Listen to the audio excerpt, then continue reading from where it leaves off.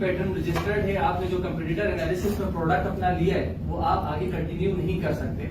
उसके लिए आपको ये करना होता है कि आपने दोबारा से जाके देखना होता है कि कोई ऐसी मार्केट जहां पे वो पैटर्न रजिस्टर्ड ना हो, वहां पे जाके उस काम को स्टार्ट करें। एक्सपायर्ड दो किस्म के होते हैं, एक फी एक्सपायर्ड होता है और एक लाइफ टाइम एक्सपायर्ड होता है। जो प्रोडक्ट लाइफ टाइम एक्सपायर्ड हो जाता है वो प्रोडक्ट कभी भी आप जो है ना यूज कर सकते हो, किसी भी मार्केट में भी यूज कर सकते हो, क्योंकि वो प्रोडक्ट की पैटर्न राइट्स अब कोई भी नहीं ले सकता। पैटर्न राइट का एक्चुअल मकसद भी ये होता है ना कि वो बंदा ऑलरेडी 20 ईयर्स 30 ईयर्स 40 ईयर्स वो प्रिविलेज ले चुका है, वो मार्केट का जो स्केल है वो ले चुका है, अब उसको ज्यादा बेनिफिट नहीं चाहिए होता है। तो एक बेनिफिट जो उसको चाहिए था वो ऑलरेडी वो अवेल कर चुका होता है, तो इसलिए इस चीज को किया जाता है। अबेंडन का मतलब ये होता है कि आपने अपनी एप्लीकेशन फाइल की किसी चीज के पैटर्न के लिए, लेकिन वो रिजेक्ट हो गई है, विड्रॉ हो गई है, तो उसके लिए अबेंडन का स्टेटस होता है या विड्रॉ का स्टेटस वहां पे यूज होता है। पेंडिंग स्टेटस में ये होता है कि बंदे ने एप्लीकेशन फाइल की अपने पैटर्न के लिए, लेकिन वो अभी तक जो है एक्सेप्ट नहीं हुई है, वो अंडर प्रोसेस चल रही है, लीगल जो है जुरिस्डिक्शन प्रोसेस से गुजर रही है। जब वो चीज हो जाएगी तो जो है आपका जो है पेंडिंग स्टेटस जो है एक्टिव में कन्वर्ट हो जाएगा। अब बात ये है कि जब भी हम प्राइवेट लेवल का काम कर रहे हैं, हमने ये चीज जरूर करनी है कि अगर एक्टिव स्टेटस है या पेंडिंग स्टेटस है तो हमने उस प्रोडक्ट को लेके आगे नहीं कंटिन्यू करना, क्योंकि किसी भी वक्त अगर ये प्रोडक्ट जो है एक्टिव हो जाएगा तो आपको जो है आईपी क्लेम स्ट्राइक आ जाएगा। अब आईपी क्लेम क्या है वो मैं आपको बताता हूँ। आईपी क्लेम जो एक्चुअली स्ट्राइक है जो इंटेलेक्चुअल प्रॉपर्टी राइट ऑनर जो है उसके पास होता है। फॉर एग्जाम्पल मैं आपको एक सिंपल वे में अगर समझाऊं तो अगर आपकी एक जमीन है और कोई बंदा उस जमीन पे आके काश्तकारी कर रहा है, उसका मतलब अपने क्रॉप्स वगैरह वहां पे उगा रहा है और सेल कर रहा है, सारा प्रॉफिट खुद दे रहा है और आपको पता ही नहीं है, आप सडनली आके देखते हो कि आपकी जमीन पे जो है कोई और बंदा काम कर रहा है, सारा प्रॉफिट वो ले जा रहा है, तो वो इलीगल काम कर रहा है, तो आप उसको कोर्ट में सू कर लेते हो। आप उसको कहते हो कि आपने जो काम किया वो इलीगल किया, आपने मेरी इजाजत नहीं ली है। तो आईपी क्लेम एक्चुअली वो एक लिहाज से जो है लीगल प्रोसेस है जिसमें वो उस बंदे को रोक देता है कि आप मेरा प्रोडक्ट अब आगे सेल नहीं कर सकते।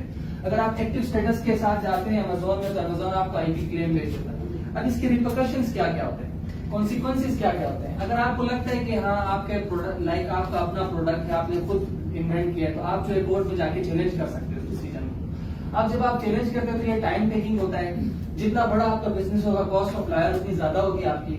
फेलियर पॉसिबल होगा अगर यूटिलिटी पैटर्न हो, क्योंकि यूटिलिटी पैटर्न में ऑलरेडी 99% चांसेस होते हैं कि वो रिजेक्ट हो। अब how to check pattern, pattern check करने के लिए सबसे मेन स्टेप जो है वो कंप्यूटर एनालिसिस है। जब आप कंप्यूटर एनालिसिस करते हैं तो उसमें आपने क्या करना है, कीवर्ड कलेक्शंस करनी है। Keyword collection can be exact और दोनों होनी चाहिए। जितने पॉसिबल कीवर्ड्स आपके पास होंगे उनकी आपने लिस्ट बनानी और हर कीवर्ड पे जाके आपने पैटर्न चेक करना है। दूसरी चीज है pattern search terms. Priority number का आपको पता होना चाहिए। प्रायोरिटी नंबर एक्चुअली जो होता है वो डॉक्यूमेंटेशन नंबर होता है। जब अपनी फाइल रजिस्टर करवाते हैं पैटर्न के लिए तो आपको एक नंबर अलॉट होता है जिसको हम कहते हैं प्रायोरिटी नंबर। इस किस्म का दिखता है ये नंबर। अब यहाँ पे ये सिर्फ यूएस दिखा रहा है, इसका मतलब क्या है, इसकी यूटिलिटी क्लेम है, यानी ये यूटिलिटी पैटर्न है। अगर यहाँ पे यूएसडी लिखा हुआ होता और फिर ये नंबर आता तो ये डिजाइन पैटर्न होता।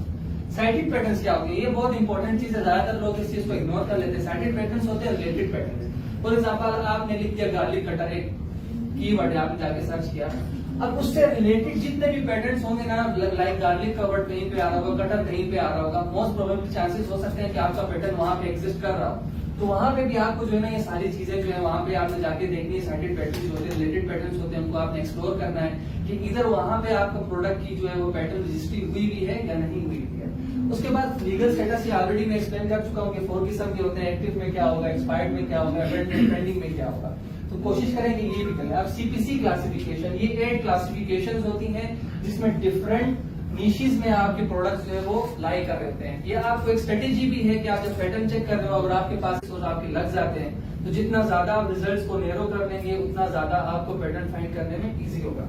अब पैटर्न चेक करते किस तरह है, ये मैंने सीपीसी क्लासिफिकेशन की एग्जांपल दी कि सीपीसी क्लासिफिकेशन की क्लास होती है, सब क्लास होती है, फिर मेन ग्रुप होता है। इसकी हेल्प से आप इजीली फाइंड कर सकते हैं। आज मैं आपको बताऊंगा कि स्केप नेट के थ्रू आप जो है पैटर्न चेकिंग कैसे कर सकते हैं। आपने सिंपल गूगल पे जाके लिखना है स्केप नेट और आगे लिखना है एडवांस सर्च। जब आप एडवांस सर्च लिख देंगे ना तो आपके पास फर्स्ट टैब खुल जाएगा। फर्स्ट टैब पे क्लिक करेंगे तो आपके पास ये प्रीफेस खुलेगा। अब इस प्रीफेस में ना आप देखें टाइटल, एब्स्ट्रैक्ट, पब्लिकेशन नंबर, इसके अलावा जो है priority number, publication date, application, applicant name, inventor, CPC और आईपीसी, ये सारी इन्फॉर्मेशन आपको दी गई। ये इन्फॉर्मेशन इसलिए दी है कि आपसे ये फिल्टर्स हैं आपके। अगर आपके पास ये सारी इन्फॉर्मेशन होगी आप एग्जैक्ट रिजल्ट पे पहुंच जाएंगे। अगर आपके पास सारी इन्फॉर्मेशन नहीं है तब भी कोई इशू नहीं है, आप इस ऑप्शन में देखिए, फॉर एग्जाम्पल आपने लिख दिया गार्लिक कटर, यहाँ पे लिख दिया, आप इंटर मारेंगे तो आपके पास जो है इस किस्म का बॉक्स खुल जाएगा। ये